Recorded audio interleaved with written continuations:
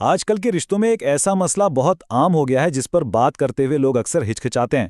دیکھنے میں تو یہ بہت معمولی لگتا ہے، لیکن سچ پوچھیں تو یہ گھروں کی بنیادیں تک ہلا دیتا ہے۔ اور اس کی شروعات ہوتی ہے ایک بہت ہی عام سی بات سے، ارے یہ تو بس ایک سکرین ہی تو ہے۔ لیکن کیا واقعی ایسا ہے؟ کیا یہ واقعی اتنا بے ضرر ہے؟ جو کچھ ہم اس سکرین پر دیکھتے ہیں، کیا وہ ہمارے دل و دماغ پر اثر نہیں کرتا؟ اور یہیں پر بات آتی ہے نظر کی۔ دیکھیں، نظر صرف آنکھوں کا کام نہیں ہے، اس کے پیچھے ہماری نیت، ہماری خواہشات، ہمارے خیالات، سب کچھ جڑا ہوتا ہے، اور یہی چیزیں ہیں جو اندر سے سکون چھین لیتی ہیں۔ تو اصل بات پتہ ہے کیا ہے؟ وفاداری وہ نہیں جو سب کے سامنے دکھائی جائے۔ اصلی وفاداری تو وہ ہے جو ہم تنہائی میں دیکھتے ہیں، جو کنٹینٹ ہم کنزیوم کرتے ہیں، خاص طور پر جب کوئی آس پاس نہ ہو۔ چلیں اب ذرا گہرائی میں اترتے ہیں۔ پہلا حصہ ہے غیر مرئی دروازہ۔ دیکھتے ہیں کہ جو ہم ظاہر میں آن لائن کر رہے ہوتے ہیں اور جو کچھ ہمارے ذہن میں اندر ہی اندر چل رہا ہوتا ہے، ان دونوں میں کتنا بڑا فرق ہے۔ اچھا، اب یہ ٹیبل دیکھیں، یہ بہت دلچسپ ہے۔ ہم خود کو کیا کہتے ہیں؟ ارے بس اسکرول ہی تو کر رہا ہوں۔ لیکن اصل میں کیا ہو رہا ہوتا ہے؟ ہمارا ذہن، ہماری سوچ آہستہ آہستہ ری وائر ہو رہی ہوتی ہے۔ ہم کہتے ہیں یہ تو بس ایک اسکرین ہے، مگر حقیقت میں ہماری خواہشات کی پوری پروگرامنگ بدل رہی ہوتی ہے۔ یہ کوئی جسمانی عمل نہیں، مگر روحانی طور پر یہ ہمیں کھوکھلا کر دیتا ہے۔ تو پھر یہاں ایک بہت بڑا سوال اٹھتا ہے، اگر یہ سب دیکھنا اتنا ہی ہارملیس ہے تو پھر قرآن میں نظریں نیچی رکھنے کا حکم کیوں دیا گیا؟ ظاہر ہے اس کا تعلق دل کی پاکیزگی سے ہے، تقویٰ سے ہے۔ اب آگے بڑھتے ہیں دوسرے حصے کی طرف، بے وفائی کی ذہنی مساواتیں۔ یہ سمجھنا بہت ضروری ہے کہ یہ چھوٹی چھوٹی عادتیں کیسے ہمارے ذہن میں خطرناک مینٹل ایکویشنز بنا دیتی ہیں۔ پہلی ایکویشن کیا ہے؟ بہت سمپل ہے۔ جب کوئی مسلسل دوسروں کو آن لائن دیکھتا ہے اور پھر اپنی زندگی سے کمپیئر کرتا ہے تو نتیجہ کیا نکلتا ہے؟ گھر میں بے سکونی، ڈس سیٹسفیکشن۔ اور دوسری ایکویشن، یہ سمجھنا بہت ضروری ہے کہ بے وفائی صرف جسمانی نہیں ہوتی۔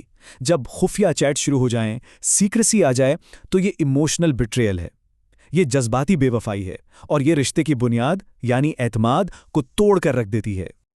بہت گہری بات کہی گئی ہے کہ دل نیتوں سے بنتا ہے، حرکات سے نہیں۔ مطلب اصل چیز نیت ہے، وہ اندرونی ارادہ ہے جو کسی کو نظر نہیں آتا۔ اگر یہ باتیں کہیں نہ کہیں کنیکٹ کر رہی ہیں تو یہاں ایک لمحے کو رکیں، لائک کریں، سبسکرائب کریں اور ذرا سوچیں کہ یہ سب ہماری زندگیوں پر کیسے اثر ڈال رہا ہے۔ چلیں اب تیسرے حصے کی طرف آتے ہیں، وفاداری کے دو چہرے، اور یہ اس مسئلے کا کور ہے۔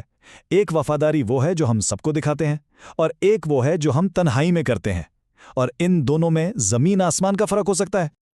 یہاں دیکھیں، دو طرح کی لائلٹی ہے، ایک ظاہری، ایک باطنی۔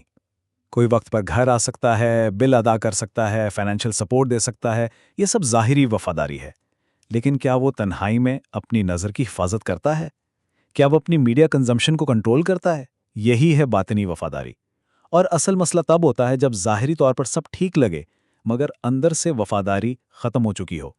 تو اصل امتحان کہاں ہوتا ہے؟ معاشرے میں نہیں، لوگوں کے سامنے نہیں، اصل امتحان تنہائی میں ہوتا ہے۔ وفاداری وہیں ثابت ہوتی ہے۔ اچھا، جب اندر کی وفاداری ختم ہو جائے تو کیا ہوتا ہے؟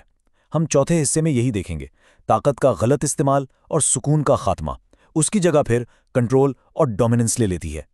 قرآن کا ایک بہت خوبصورت کانسیپٹ ہے، لِتَسْكُنُوا إِلَيْهَا، یعنی تاکہ تم ان سے سکون حاصل کرو۔